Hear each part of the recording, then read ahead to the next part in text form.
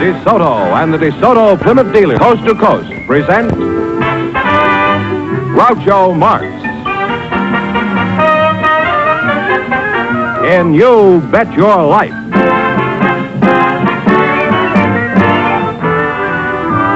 Groucho sent me to see the new DeSoto. Groucho sent me, and I love to drive this car. It's long and low and roomier, so handsome you can see. It's powerful, and I'm so glad that Groucho sent me.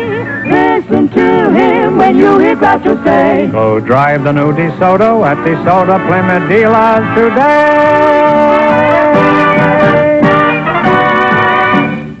And now, here he is, the one, the only... I thought he went out with the old year. Oh, that's me.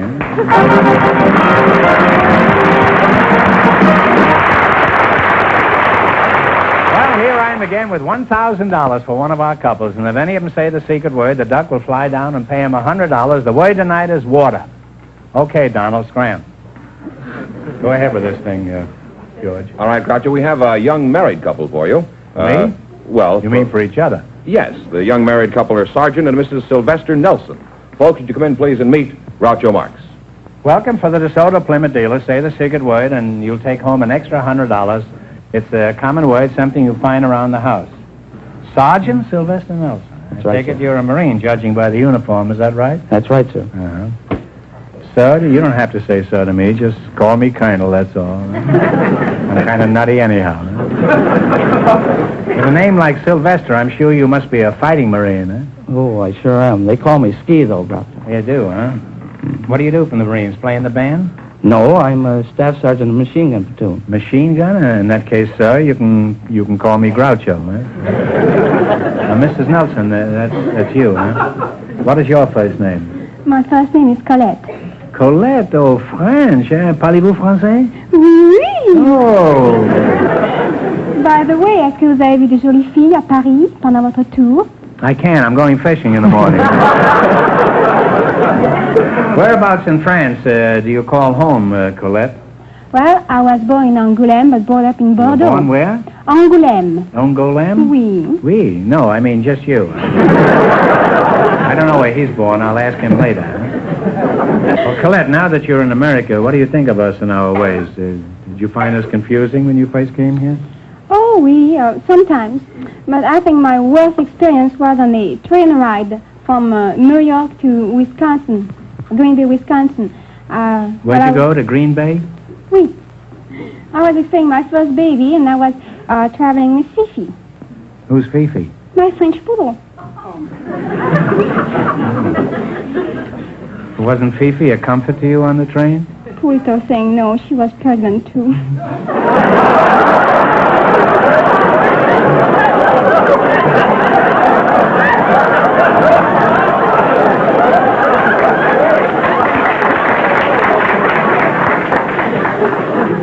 Well, that shouldn't have upset you. I once had a berth on a train myself. That's a pretty old joke, Colette, what I just said. Don't you think it's funny? I had a berth on a train. Which joke? Didn't you hear the joke? I said, don't let it upset you. I once had a berth on a train. I had upper 8. I don't understand. Well, I don't think I can explain it to you. Sylvester, why don't you explain it to her? Huh? Well, he was going to have a birth on the train. He had a birth. He was going to sleep, but you're going to give birth to a baby. And Okay. hips are all... Explain the rest of it later, Sergeant. You know, in 40 years in show business, this is the lowest I've ever sunk. When one contestant has to explain my jokes to another. That's what I'm for, you know. Well, it's been a real education talking to you two, and I wish both of you success, children, and happiness. And if you ever see Fifi again, give him my love. Oh, she has got 7 pups lately. Well, give the whole 8 of them my love. Now let's play You Bet Your Life. We start you off with $100. You try to increase that bankroll by answering any 4 questions in the category you picked yourselves. If you miss a question, you lose half of your bankroll. Is that clear, Colette? Oui. Oui, huh? Oui. You selected music, and remember, the more the question is worth, the harder it is. Now, you can start with a 10 or 20 or 50, 80, all the way up to 100. 70? $70? 70. All right, in music, what is the mechanical device used to mark the exact tempo? Oh, Sure is what it's actually called. What is it in French? You can see what you can. What is it in Hungarian? Well, I'm sorry. It's a metronome. Metronome, oui. Oh la la. Well, you still have half your $100. You What have is $50. what is ooh la la in French? Oh, wait. Sorry. Yeah. All right, now don't get discouraged. You've got a long ways to go. You still have $50. Now, what are you going to try this time? 80. All right, A. Seymour Brown and Nat Ayer wrote a song back in 1911 that keeps popping up regularly. I'm sure you can identify it. Now, you listen. Okay, Jack.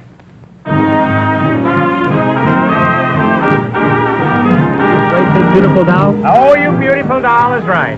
That is right. Absolutely. Oh, yes. Oh, hi. You now have $130. Now, what do you want to try? How many francs? 90. According to the folk song, who wore sardine boxes minus topses in place of shoes? Oh la la. Oh, that's a hard one. According to the folk song, this is an old American song, and this is one of the lines in it. Who wore sardine boxes minus topses in place of shoes? Do you know, George? Yes, I think I do. Tell it to him. Clementine? My darling Clementine, that's right. You win $50, George. But unfortunately, you lost half your $130. You now have $65. All right, now here's your last chance to beat the other couples, and don't be discouraged. 100. 100? That's the hard one. All right. There you go. Huh? The bigger the money, the harder the question, you know. Well, we're not- I don't want to alarm you. 100, go ahead. 100. What was the first name of the great Austrian composer, Mozart? What was his first name? Oh, I should know it. I know I should know that. I'm stuck. Well, it's a ridiculous name. It's Wolfgang. Oh, I would have never guessed it. No. If you'd have thought of Errol Flynn, you'd have guessed it. Now, I'm Well, sorry. you wind up with $32.50. Thanks and good luck from the DeSoto Plymouth dealers. Sorry you didn't win more.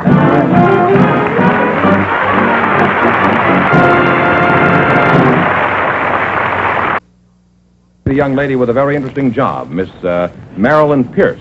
Her partner is a special guest, one of the best-known names in the world of golf, Mr. Jim Ferrier.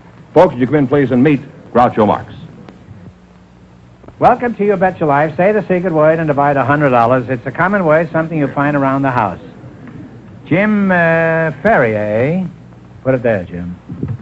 Glad to meet you. I'll get around to you in a minute, Jim. You practice your backswing, and I'll practice my approach. Let's see, you're Marilyn Pierce? Where's your home originally, Marilyn? Newport, Rhode Island. Newport. Oh, that's a pretty swanky place. I was thrown out of a hotel there. Well. Did you have a job back in Newport? No, not Newport. I moved to Boston at an early age. Oh, Boston. And I was eh? a model there. A model? Mm-hmm. Well, are you still a model? No, not anymore. I found that it wasn't intellectually stimulating. Well, some of my best friends are models. You could still be a model and have intellectual satisfaction. You could be a cover girl for the National Geographic. Well, it wasn't much of a challenge. What sort of work do you do now, Marilyn? I'm a dog trainer.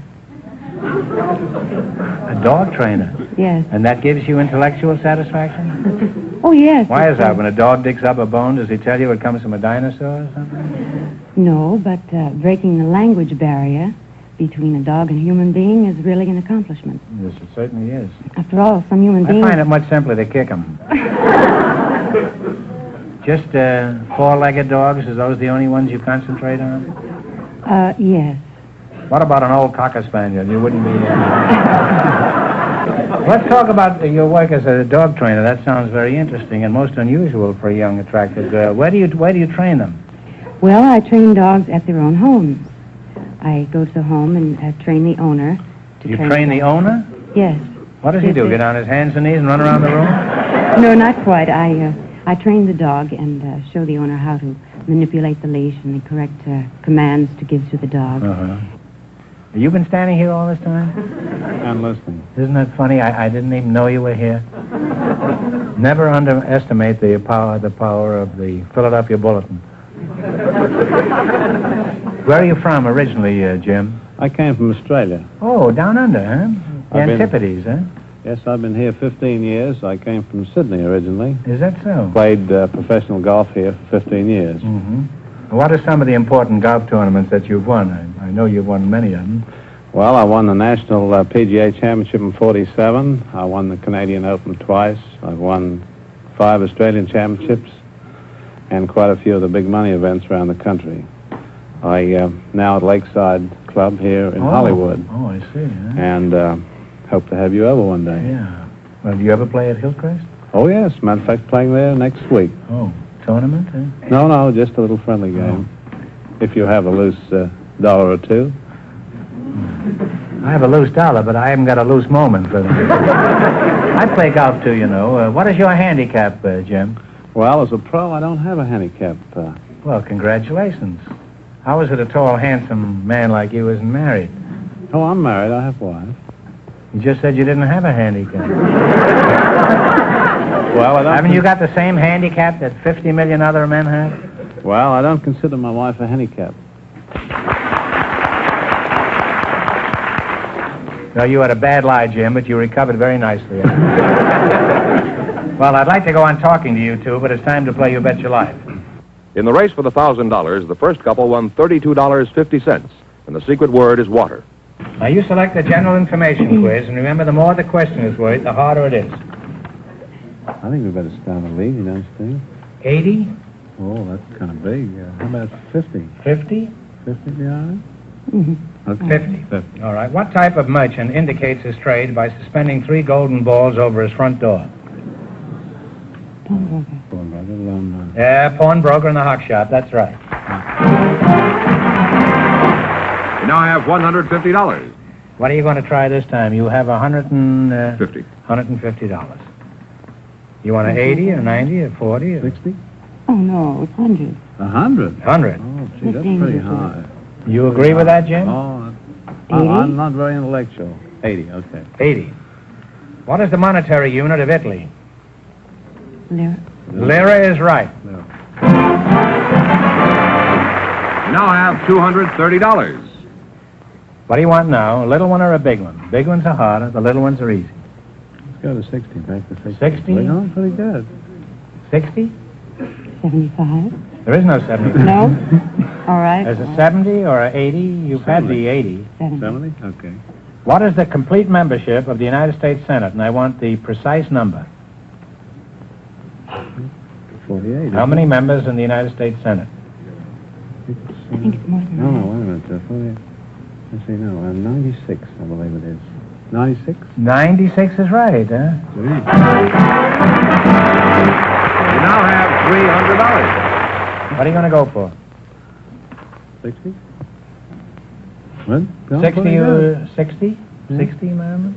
Can we go up? Don't look at me with those big black eyes. Oh, I think 60 would be safe. I'm Scotch, you know. Well, I am, too, but I'm living dangerously. All right, 60?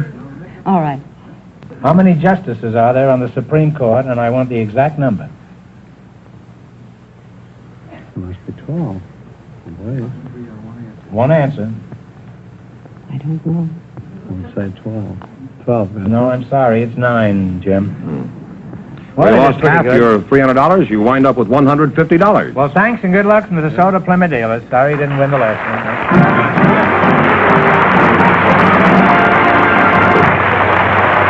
Groucho, we invited some school teachers to the show tonight, and just before we went on the air, our studio audience selected Mrs. Evelyn Sorrells. Her partner, Mr. Floyd Humiston, has an unusual occupation. So, folks, you come in, please, and meet Groucho Marx. Welcome, welcome to the DeSoto Plymouth dealers. Say the secret word and divide $100. It's a common word, something you find around the house. Isn't she cute?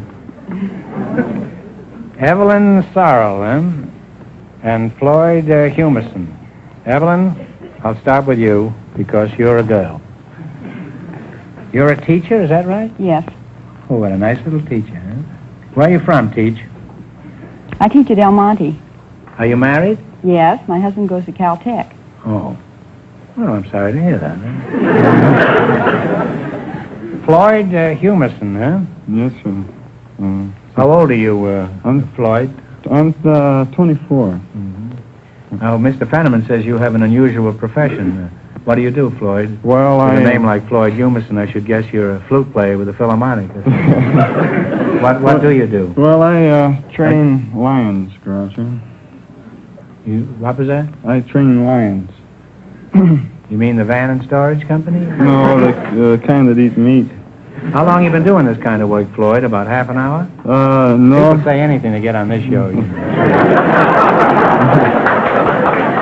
Trains lines. He probably sells pencil sharpeners or something. I could use one. My head has been coming to a point lately. Well, my father was a lion trainer, and so I've been at it since I've been about 8 years old. What did you do? Did you start training mice first when you were a kid? Well, no, just being around them. You say your father was a lion tamer? Yeah. What happened? Did he collect a severance pay? No, he's retired. He's in the termite business now.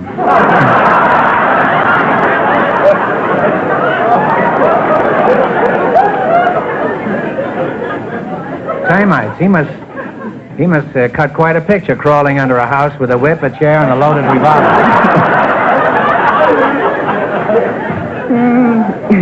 Where did he find these termites? On the lion? Well, I don't actually know. I've been worked with him a little bit, but Was your mother in the animal training business too? No, she was an aerialist with the circus. Flying in the air? Yes. Well, that sounds like a typical American family, doesn't it? He trains lions, his father chases termites, and his mother swings in the air. That's what you call the ideal American home. Must be very restful around there on dinner time. Do you have any brothers and sisters, or does the lion do away with them? Yeah, I have a half sister, Groucho. You have a half-sister? Yeah.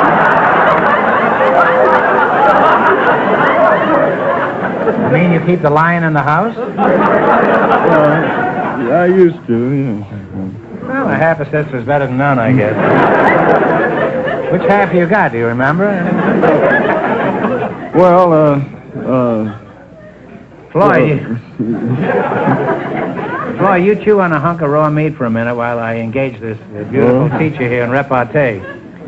How old are you, Evelyn? 24. 24. How long have you been teaching school? I'm starting on my second year. Really? Huh? Well, aren't the children distracted when you walk in the schoolroom? No, I teach girls. Oh. Oh.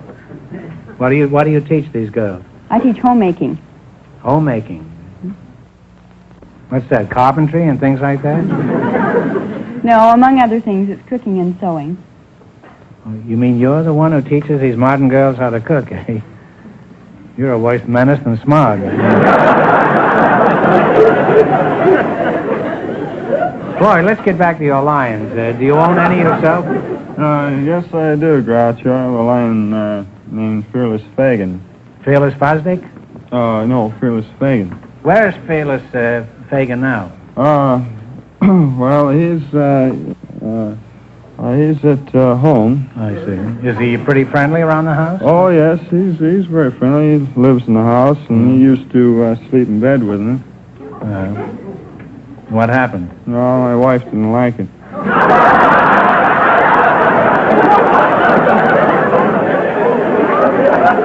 Well, I think there's some justification for that. I think you should have got her a lion, too, huh? Now, where do you keep Fearless Fosdick now? Well, I keep him up in Thousand Oaks, and we have a lot of animal compounds and one thing and another up there. And so... You keep him in a tree, you say? No, in the house. You said in the Thousand Oaks. Oh, well, it has 1,000 Oaks, supposedly. Unless they might have cut one down. What a...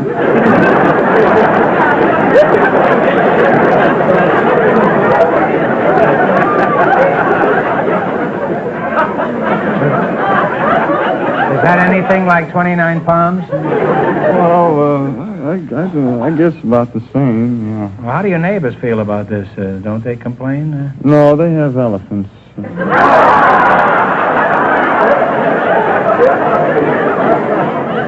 Well, that I can understand. Having an elephant in the house is logical, but having a lion, that's ridiculous.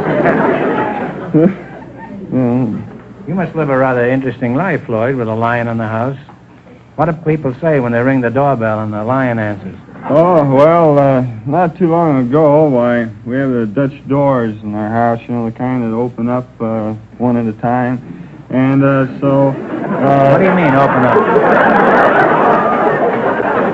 Well, you know, it's kind of used to have in barns, you know, where they sawed them in half, you know, where the bottom part opens up and then the top part opens up. This is like your half-sister, huh? Well, anyway, so this Fuller Brushman, he came up to sell me some brushes, and so I was talking to him, and so Fagin stuck his head out over the door and top of the door, and so I still have the man's brushes and briefcase.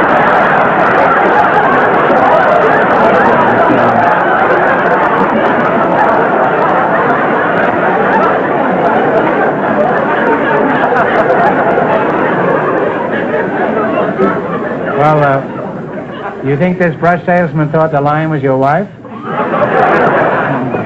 Isn't your wife afraid of Fagin? Oh, no, she's not afraid of me or Fagin or anybody else.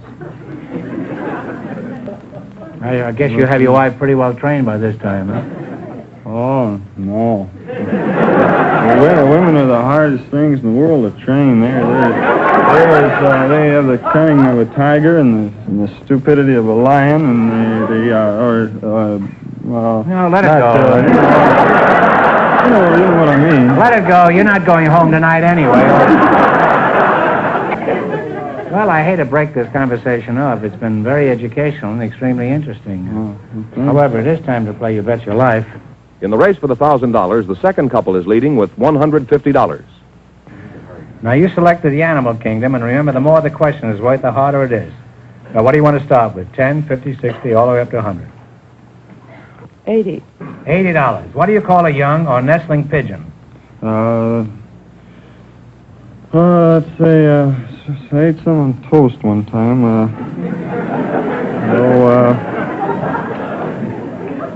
I hope they agreed with you. Squab. Squab is right, Yeah. yes. You have $180. Now, what are you going to go for? 90. 90. What kind of an animal is a Flemish giant? Flemish giant. That's a fowl, if I'm not mistaken. Flemish giant. Let's see. Guess, if you don't know. Well, I'm sorry, it's a rabbit. Oh. Yeah, well, that's a shame. You lost half your 180. You have $90. All right, now what are you going to go for? 70. 70. What do you call the rodents that live in colonies on our American plains? They have a bark resembling that of a dog. That is your, a prairie dog. That's right, a prairie dog is right. You now have $160. And here's your last chance to beat the other couples. What are you going to go for? 60. 60? 60. What are teals, golden eyes, and canvasbacks?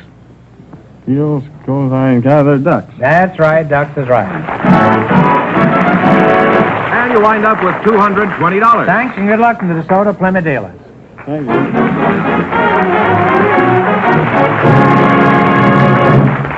That means that Mrs. Sarles and Mr. Humiston, with $220 in just 1 minute, get the chance at the DeSoto Plymouth $1,000 question. Mrs. Sarles and Mr. Humiston all set for the DeSoto Plymouth $1,000 question. All right, here we Thank go you. for $1,000. I'll give you 15 seconds to decide on a single answer between you. Think carefully and please no help from the audience.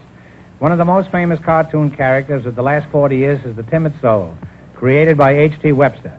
For $1,000, what is this painfully timid character's name? Talk it over.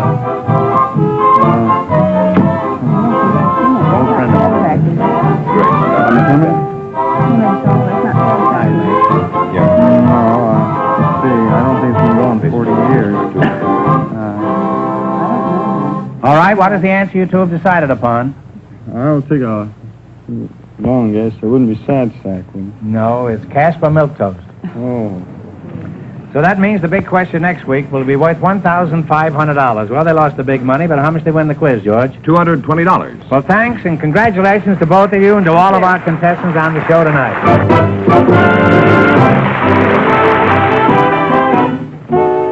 Friends, go in to see your DeSoto Plymouth dealer tomorrow. And when you do, tell them Groucho sent you.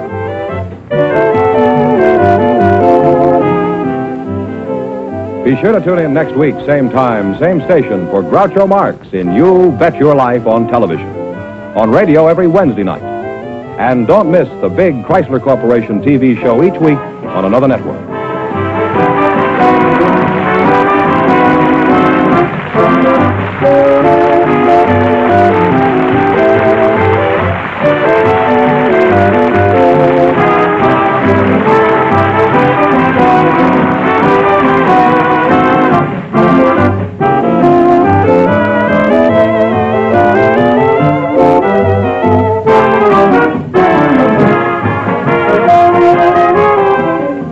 This is George Fenneman signing off with a message from the National Safety Council.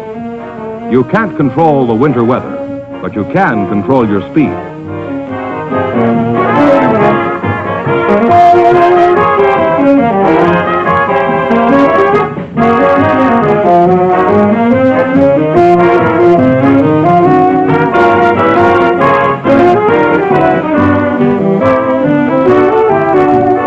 Thanks for watching this timeless classic.